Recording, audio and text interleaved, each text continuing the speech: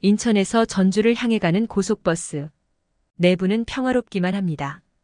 인천공항으로부터 출발한 이 버스 안에는 사람이 그리 많지는 않습니다. 평일 오전이라서 그런 모양인데요. 한적하고 조용하던 이 버스 안에서 갑자기 비명소리가 들렸습니다. 아! 어느 승객이 발작을 일으켰고 잠들어 있던 사람들이 전부 깨서 혼비백산해졌는데요. 그날 버스 안에서는 무슨 일이 있었던 것인지 한번 자세히 알아보도록 하겠습니다. 해당 사연은 중국인 여성 장웨이 씨가 제보한 내용을 바탕으로 재구성된 스토리입니다. 안녕하세요. 저는 중국 베이징에 살고 있는 장웨이라고 합니다. 베이징의 소재안 대학교에서 교수로 근무하고 있어요. 저는 학생들에게 영어를 가르칩니다. 그래서 서양권에 대해 연구도 하게 되고 한번 꼭 가보고 싶다는 생각이 들더군요. 물론 몇 번 가보긴 했는데 일 때문에 간 거라서 여행하러 가본 적은 없었어요. 가보고 싶다고 막연하게 생각만 할 뿐 일상이 바빠서 엄두도 못 내고 있었는데 어느 해 방학은 이상할 정도로 여유롭더라고요. 그래서 그때 유럽에 한번 가봐야겠다고 마음을 먹었습니다. 저는 유레일 패스를 사서 유럽 곳곳을 돌아다녔죠. 저는 런던에 있다가 파리로 갔습니다. 열차를 타고요. 같은 유럽이라지만 엄연히 타국인데 그렇게 열차를 타고 이동할 수 있는 것이 신기하면서도 창밖 풍경을 감상하는 감회가 새롭더군요. 아시아도 섬나라가 아닌 이상 붙어 있는데 열차로 넘어 다닐 수는 없으니까요. 꼭 비행기를 타거나 배를 타고 이동해야 하잖아요. 그리고 유럽에서는 유로 화폐가 통용되는 곳이 많다 보니 타국이어도 뭔가 결속되어 있다는 느낌도 받았습니다. 이 역시 아시아에서는 그렇지 않으니까요. 아시아는 화폐 단위가 제각각이죠. 그런데 듣던 대로 인종차별이 상당하더군요.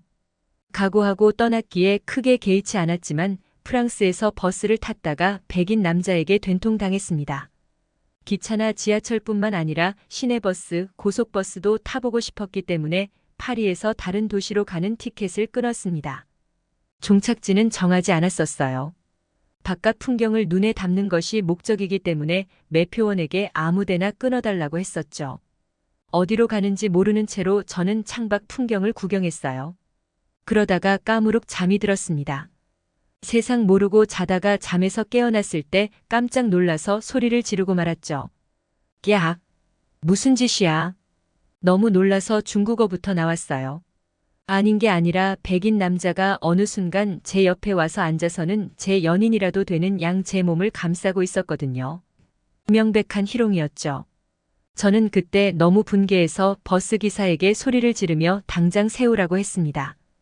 마침 휴게소가 기다리고 있었기 때문에 버스는 일단 정차했습니다. 저는 그 남자를 휴게소에 버리고 가야 한다고 크게 말했어요. 제가 당한 일에 대해서 설명하면서요.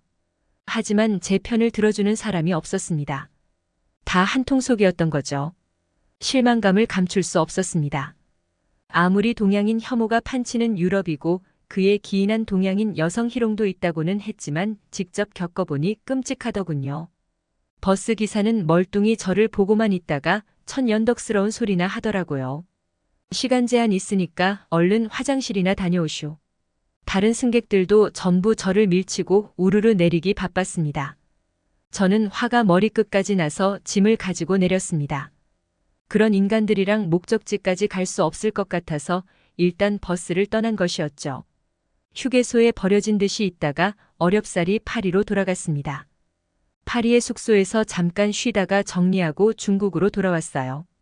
기대를 안고 간 유럽에서 그런 경험을 했더니 유럽의 정이 뚝 떨어져 버렸습니다. 시민의식이 높은 나라라 선진국인 거 아닌가요? 그런데 인종차별을 일삼다니. 물론 유럽에 좋은 점이 있다는 건 알아요. 알지만 그 경험이 저에게는 너무 강렬해서 몇 년 동안은 유럽 국가로 나간 일이 없습니다.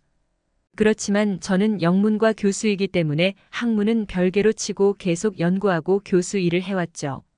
그로부터 몇 년이 더 흘렀고 다행히 나쁜 기억은 희미해졌습니다. 어느 해는 안식년이었습니다. 저는 그때 유난히 한가했던 것으로 기억해요. 그래서 아주 오랜만에 해외로 여행을 떠나고 싶더군요. 중국도 워낙 땅이 넓어서 중국으로 떠날 수도 있었지만 어쩐지 비행기를 타고 외국으로 날아가고 싶은 기분이었습니다. 그에 따라 저는 가깝고도 먼 나라인 한국을 선택했어요. 놀랍게도 살면서 일본에는 가봤지만 한국에는 가본 적이 없었거든요. 한국 문화인 한류가 크게 유행하며 젊은이들의 인기를 끌고 있길래 대체 어떤 나라인가 싶어서 한국에 가기로 결정했습니다. 도착하자마자 정말 깜짝 놀랐습니다. 인천공항은 제가 가본 공항 중 단연 최고의 퀄리티와 규모였습니다. 저는 한국에서도 고속버스 여행을 하려고 했었는데 공항 바로 옆에 버스 터미널이 있어서 살짝 놀라기도 했습니다. 그 편의성에 박수치지 않을 수 없었죠. 저는 이번에도 매표원에게 아무 표나 달라고 했는데요. 티켓에 적힌 목적지는 전주였습니다. 한국이 처음이라 어떤 곳인지는 전혀 모른 채로 들뜬 마음으로 버스에 올라탔죠. 버스는 곧 출발했고 저는 휴대폰을 켜서 전주라는 도시를 검색해 보았습니다. 전주는 한옥이 많은 마을이더라고요. 인터넷에 나와 있는 전주의 사진은 정말 아름다웠습니다. 전주 한옥마을이라는 여행지가 조성이 잘 되어 있고 정말 많은 사람들이 그곳을 찾는다고 하더군요. 그렇게 보다가 어느 순간 잠이 들었어요. 프랑스에서도 그랬는데 저도 참 어김이 없네요. 버스에서 까무룩 잠들었다가 그런 일을 당했는데 오래전 일이라고 무뎌져서 저도 모르게 잠들었나 봅니다. 얼마나 잤을까요? 들려오는 소음에 화들짝 잠에서 깼습니다. 이때는 또 반사적으로 제 신변에 무슨 일이 생겼나 싶어서 곧장 경계 태세를 취했는데 저한테 문제가 생긴 게 아니더라고요. 문제는 다른 곳에 있었습니다. 괜찮아요? 아이고 이걸 어떡해. 승객 중 한 명이 배가 너무 아픈지 배를 부여잡고 있었습니다.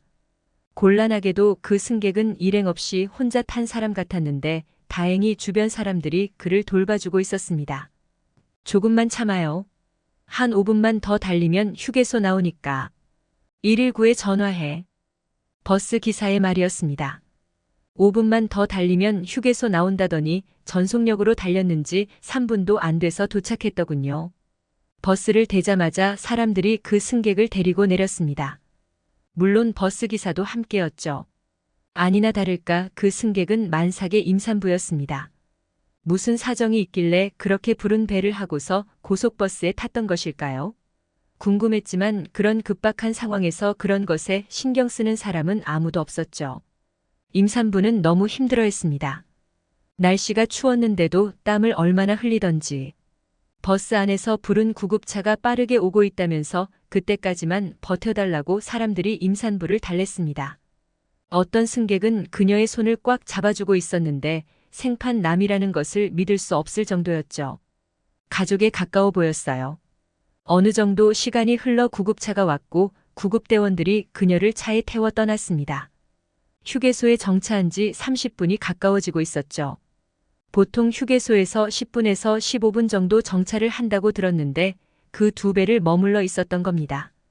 임산부를 돌보느라 모두 화장실에 가거나 음식을 사 먹거나 하지 못해서 모두 합의하여 10분을 쉬었다 가기로 했습니다. 사실 저는 그때 사람들이 임산부를 돌봐주고 있을 때 볼일을 다 보고 왔기 때문에 남은 시간에는 버스 안에 들어가서 쉬었죠. 그러면서 한국인들에 대해 깊게 생각해 보게 되었습니다. 그들의 인간성에 대해서 말이에요. 중국에서는 절대 있을 수 없는 일이었기 때문이죠.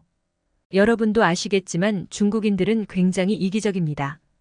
자기밖에 몰라요. 손해보는 것을 싫어하고 남을 위해 희생하지 않습니다. 물론 중국이 원래부터 이랬던 것은 아니에요.